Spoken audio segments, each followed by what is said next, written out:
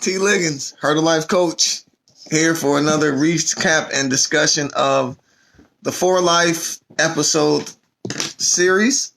I believe we're in week 5 of this series, and we've covered a lot of different information and different topics so far. It's been very intriguing, interesting to just walk through this journey with Aaron Wallace as he's in a very peculiar and unique situation, being a prison rep attorney for inmates and having to balance what it is to have this legitimacy as a lawyer, all the while still living an inmate life and having to wrestle with prison politics and safety and danger and all of the internal prison culture that comes along with being an inmate.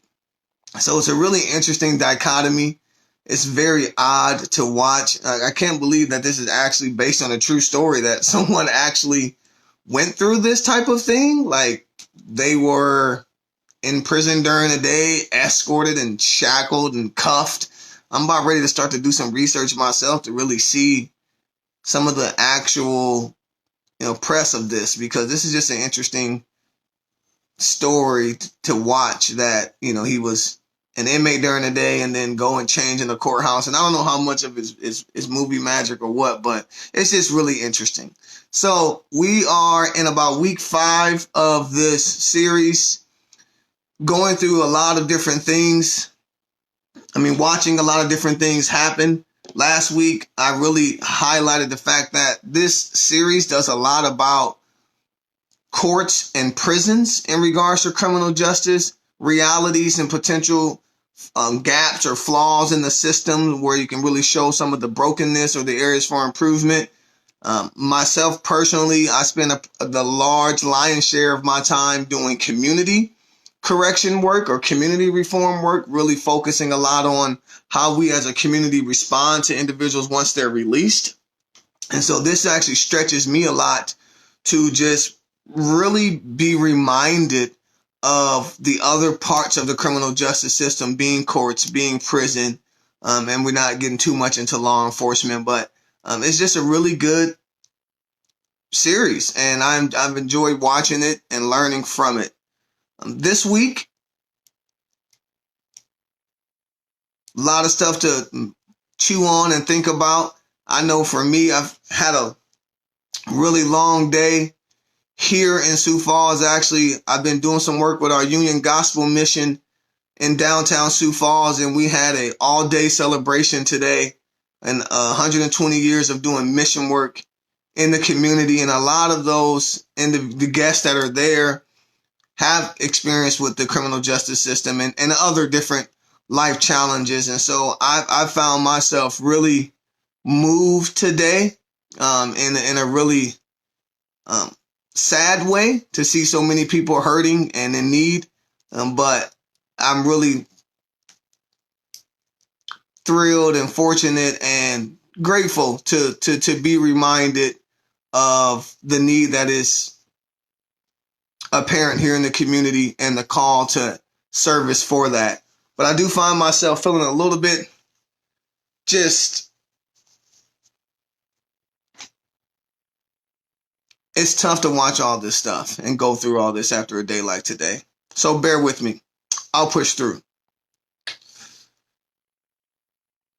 This episode started off at the top of it, really getting back into the weeds around contraband in the prisons. Last week, if you guys remember, I talked about all of the security measures that are put into place because of the inherent mistrust that the system places on inmates, that because these are criminals and because these are drug dealers and violent offenders, that they can't be trusted. But the reality is that there is more contraband actually brought into the prison facilities by the correction officers, more so than the inmates and their family members. And this episode really shined a light on that.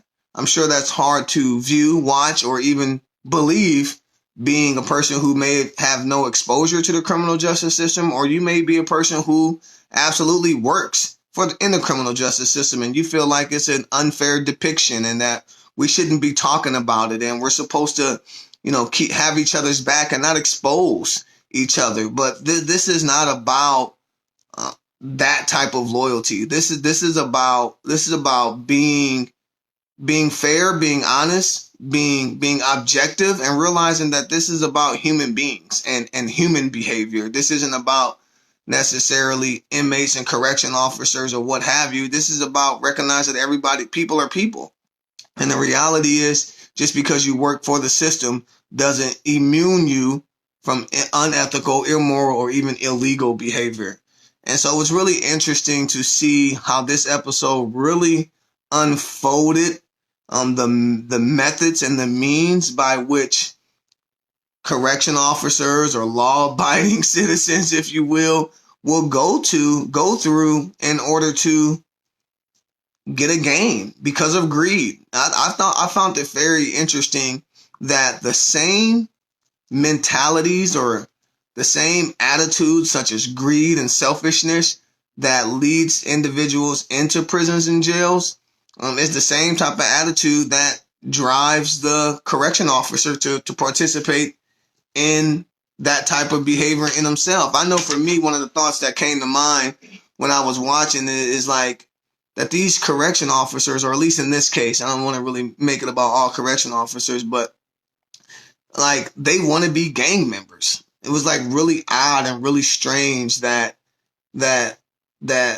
you know that they would treat people like crap for being gang members and drug dealers, and then deal drugs themselves and act like gang members.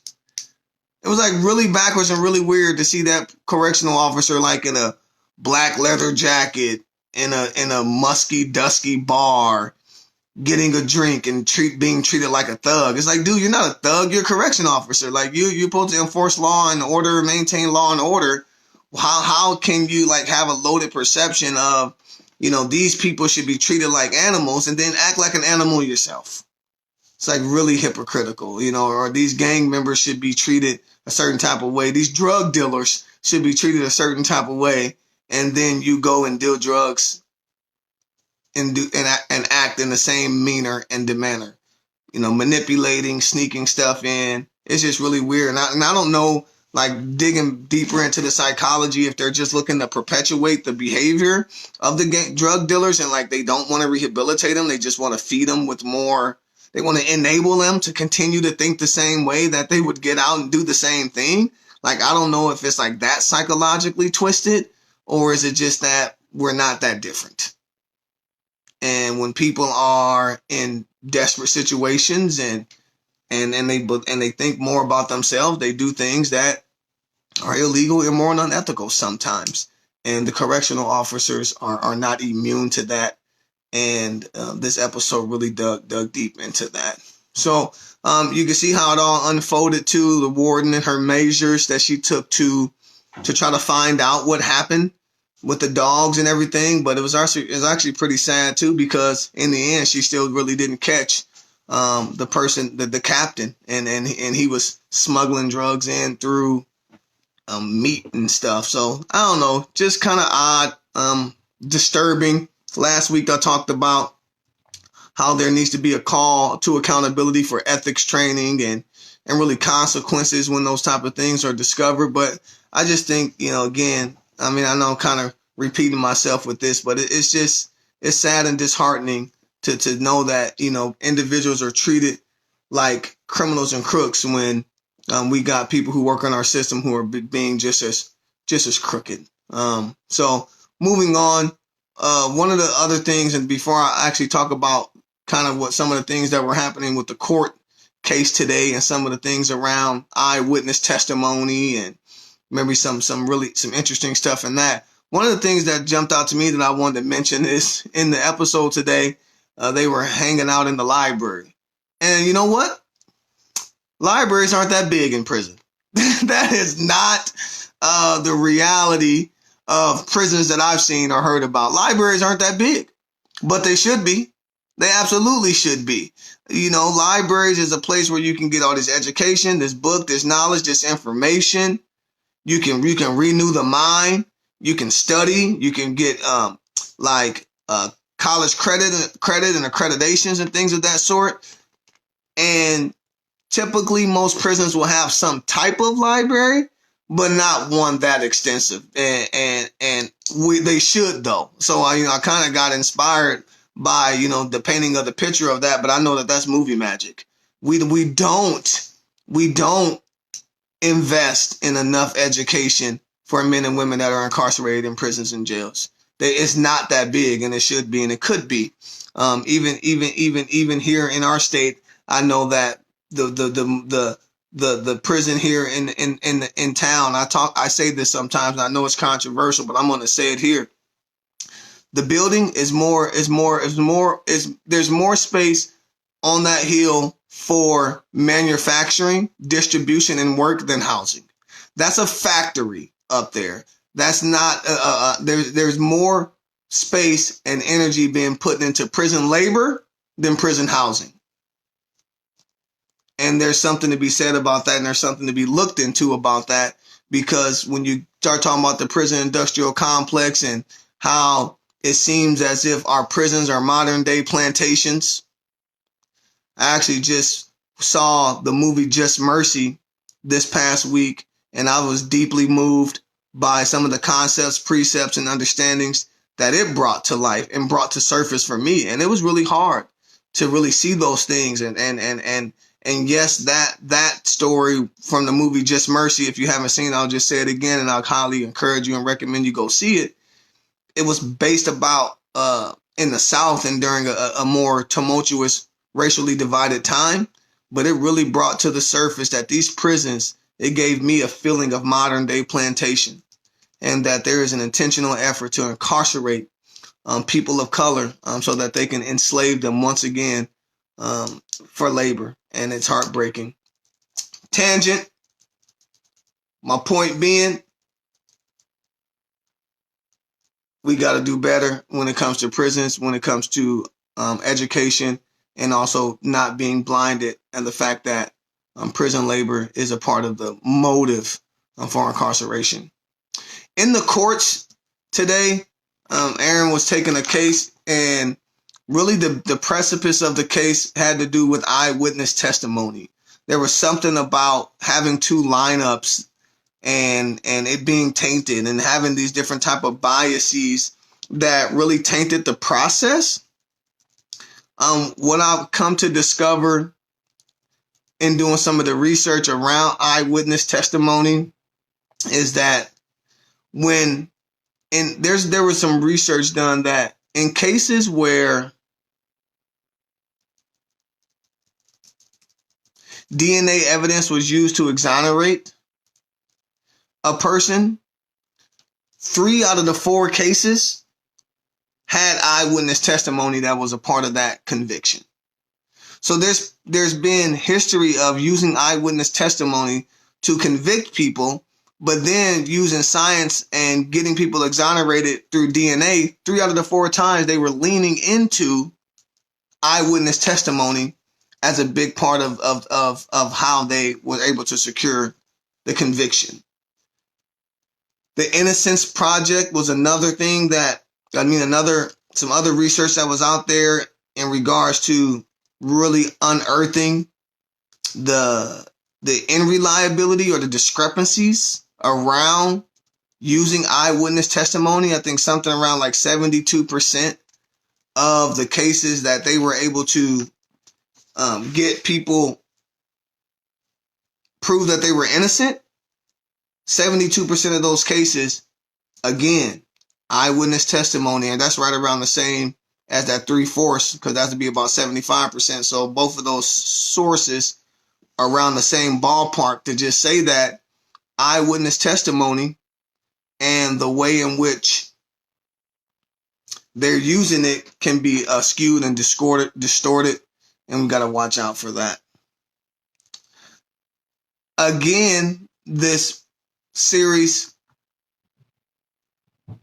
really shined the light on the type of hypocrisy that is happening when it comes to prosecution, or the type of means that people will go through in order to get a conviction, I was really moved and really disturbed by the part in the episode where the district attorney's wife goes, I really don't want this to get ugly. And he just says, it's politics. Insinuating that politics are ugly. And that's just the way it is. Well, what is that? What is that about? Why is that the norm and the culture and the expectation that because it's politics, it's going to get ugly? We've got to, have to, must, as a new generation of emerging leaders, as a new generation of people, we've got to challenge the culture and by which we are operating inside of, in politics, in law enforcement, in workplace, in community, in family, everywhere. Why does politics have to be insinuated and by definition be ugly? That is not okay. And we need to not be okay with that. And we that are emerging as public servants and getting into politics, we need to reject that. This doesn't have to be ugly. And I was really disturbed by how parallel politics and getting ugly was mentioned to be. When the assistant DA, I think that's his position, was really put into a predicament, a tough spot by Aaron Wallace, when he really pointed out the fact that there were these two lineups and that wasn't the way it's supposed to be done. You can see, by the guy's demeanor that courts, man, they can get real tricky. It can get real slippery, and it can get real slimy, because all of a sudden the assistant DA was like, that lawyer went to his assistant DA person, was like, hey, what's going on, man? Like, help me out of this, basically. And then the guy looked him right in the face and was like, well, do you remember what I told you? And he was like, yeah, you told me if the cops thought it was a good deal, then get the case, close the case, get the plea and get rid of it. And the guy goes, I don't remember saying that. Well, that was him saying that I'm going to deny that I told you that. And I'm not going to put my skin, my butt on the line for you. And you're in this on your own. And it's just so disturbing to see this level of selfishness and you everybody for themselves type of approach in our courts. Like, what is right? And what is justice? And what is fair? And what is honest? And do any of those things exist and breathe within our court system today? Because based on this episode, it's really hard to see those things being prevalent. It seems real hypocritical, manipulative. And granted, you know what? Watching this episode, I got empathetic towards the prosecutors in this situation. And maybe some of it had to do with the fact that, this very unique situation just seems to get more and more trickier, with Aaron now advocating for and defending a man who he found out was guilty. He was guilty. So now all of a sudden, if we're all like pro Aaron Wallace and pro prison reform and pro justice, and now all of a sudden we got a guy who has admitted that he's guilty of the crime in which he's in there for, but the courts or the DA has went about getting his conviction in an unethical manner. What's really right here? Who's really wrong? Is it the courts being wrong for using an unethical measure and eliminating one of the lineups or not reporting it? Or is it the fact that the guy was guilty and regardless of the means or the measures, he got what he deserved? I found myself being empathetic towards the prosecutors in this case. The guy towards the end of the episode showed Aaron Wallace a picture of a different victim. He said, you know what? He basically said this, you know what, Aaron? You got us on this one. You've got us. You caught us, taking shortcuts, using means that probably weren't the most ethical. But this guy that you're defending, this guy that you want to be, he said, I think he used the word, he did some big words. He said, you know what, I'm tired of your righteous indignation. I'm like, well, let me write that down and figure out what that means later. So still working on that. But what I basically took from that is, I don't like the way you're talking to me. And so, anyways, he's like, you know what? You want to bring all that righteous indignation and be all holier than thou and think that you're perfect and we're not? Look at this picture. This is a picture of a woman who, a week before we caught him for this charge, he beat this woman. He beat her bad.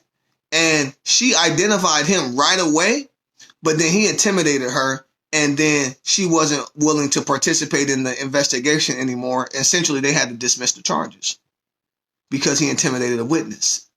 So now they get him a week or 2 weeks later on a different assault. They just want to get the man that they know is guilty for the last crime. And I kind of feel him on that. I'm like, you know what? When I work with a lot of individuals coming out of prisons and jails, one thing I tell them, help them to, accept the accountability that they were handed down with is like, how many times did you get away with the crime before you got caught? Many, several, all the time. Every person that's in prison and jail, they didn't get convicted for doing that crime the first time they did it. That's not the way criminal thinking works. Criminal thinking works from a way in which all of a sudden you get away with it, you get away with it, you get away with it, you get away with it, and you develop what is called super optimism or overconfidence, and then you finally get caught. So, I don't know, y'all. I know this is probably a curveball coming from, this guy who's saying we should reform the system. It's like all those other times they got away with the crime. And now that they get caught and they get convicted by a means that may not be as ethical, but you're still convicted a guilty person who was definitely guilty of several other crimes before they got caught for that one. So I don't know. I think ethically, principle driven, it's not okay. It's not okay. It's not okay to take shortcuts. The means don't justify the ends. You got to do it the right way, the right time, every time. But I do think that there is something to empathize with for state's attorneys, for prosecutors who, like the guy said, are doing very hard jobs, the best that they can. We can't just sit here and constantly beat up on the system, beat up on state's attorneys, beat up on law enforcement officers, beat up on judges, beat up on wardens, beat up on correctional officers, and just be like, they're the problem. They're the problem with the system. There is an accountability, a call to accountability for individuals who do not abide by the law. And that's shooting it straight. And that's what I do. That's what I do, period. And that's what I do when I work with individuals in transition. Just because I have a position for reform and I want to see more compassion, I want to see more healing, I want to see more trauma-informed measures, I want to see more education in the prisons, I want to see more of a honoring for the labor that is done in prison, and that we could do better in releasing people, former inmates with better means for their reentry. I want to see prisons partner with higher education institutions. I want to see employers be inclusive in their hiring practices. I want to see family courts be more trauma informed and understanding about, whether or not you're separating this family when you're terminating rights and all these different things. Like, there's so much. Yes, there's so much that we can shift and reshape and be more trauma informed in our system. But none of that eliminates the personal accountability to make the right choice, make the legal choice, the ethical, the moral choice. And again, it gets a little weedy. It can be weedy. I know, because sometimes you're doing what you got to do to feed your family. It can get weedy, but we cannot, at least I will not excuse personal responsibility to make the right choice and abide by the law. There are consequences for breaking the law. So I don't know, guys. That was weird for me to. That was weird for me to feel empathetic towards the state's attorneys. But I did, and I think that's okay. And I appreciate my friend Lisa for affirming that, and in the fact that empathy is important. You know, they're all humans too. They're humans. We're all humans in this endeavor. One of the other things that was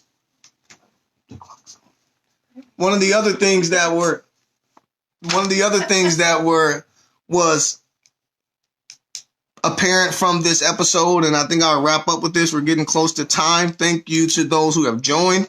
Looks like this thing is still buzzing. I appreciate that. You know, people are still chiming in and walking down this path with us on this. Kind of caught me off guard, it being Tuesday and being go time, but here we are doing it, and I really appreciate the people that are joining in and participating and really engaging with this conversation around reform.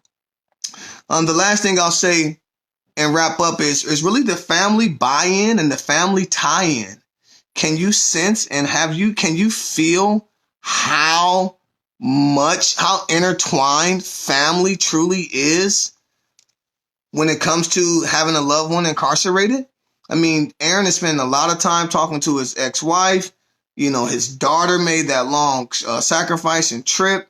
And there is just, what I want to say is there is no separating a family's emotional and financial buy-in and tie-in to incarceration.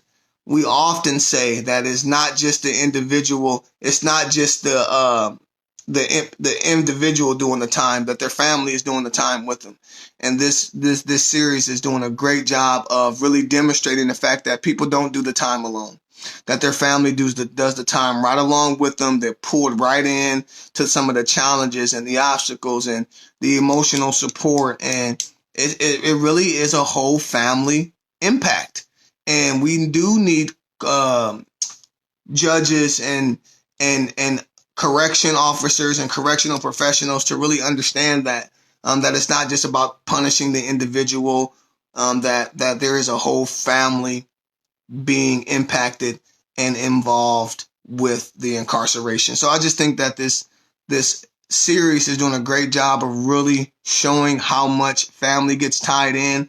I feel for the unique situation that, you know, Aaron's best friend is now in, and being a partner to his ex-wife. And I talked about that in the last viewing, how after 6 or 7 years, relationships fall apart. That guy did not cross the line for all those years. And then he was really kind of pursued by her, and kind of in loyalty and in friendship.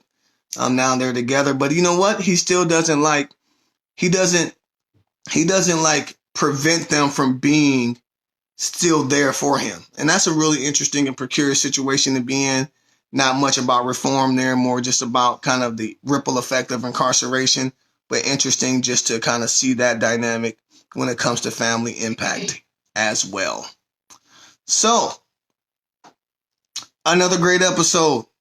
A lot going on in there. Really, the criminal justice reform precipice, as was helped and pointed out to me, was really about this eyewitness testimony stuff, and how that is being leveraged and how that is used within the courts, and whether or not that's being used fairly, honestly, ethically, something to look at. Still, I thought it did a great job talking about contraband coming in through correctional officers, something to continue to look at from reform conversations. Family buy-in and tie-in. But look, how about Aaron? Let's just shout out Aaron one more time for just being fantastic and on top of his game when it comes to just really schooling us all on some of the way things work in the courts. Trying to think about what's pressing and what's new. with Hurdle Life, honestly, like most of you, everybody around the country, everything is all shook up.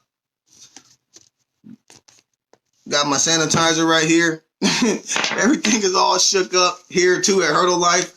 I don't know what's happening. I've had meetings get canceled and all shook up. I'm still optimistic about the work that can be done here in the community with Hurdle Life, but I just want to encourage everyone to just be safe during these times right now. This coronavirus thing is not for pretend. It is a real pandemic. It's a real crisis, and we do all need to take the necessary precautions to protect each other and one another. I know it doesn't make a lot of sense to everybody what's going on with this social distancing and hand washing and schools being closed. And I've got a school-age child myself. She's a first grader, and it's really shaking everything up. And it's shaking up business. It's shaking up life. It's shaking up work. And it's a real thing. So, at Hurdle Life, we're just going to keep doing some things in the back office, developing the programs that we're doing, the adult mentoring program, the juvenile diversion stuff, and just keep looking to attract people who are in transition and may need some support. So like I said earlier today, I was down at the Union Gospel Mission. I've been doing some work there, and I'm going to continue to. But if there's people who in this area, South Dakota, that they're in need of transition support help, you're more than welcome to funnel them to Hurdle Life for some support, and we'll do the best we can to take care of them. We're creating a Hurdle Life community for a place where people can belong and things like that. So I think I'm over time. I'm going to get up out of here. We're back next Tuesday for another episode. Appreciate all that have been joining and watching. Key, appreciate you continuing to show me love out of St. Louis. Jonah, I see you, brother. Lisa, I see you here too. Cassie, I know you're on the other side holding things down, and we had some other people in and out. So appreciate everybody. We're going to keep doing this thing. It's still 2020. It's still Hurdle Life. We're still going to keep advocating for criminal justice reform measures, specifically trauma-informed measures, and community support for people when they come home, because 97% of the people that are incarcerated are coming home anyway. So there's really a call to community on how we treat people when they come home. People are people, and that's what this is really about. Next Tuesday, Hurdle Life, y'all. Thanks a lot.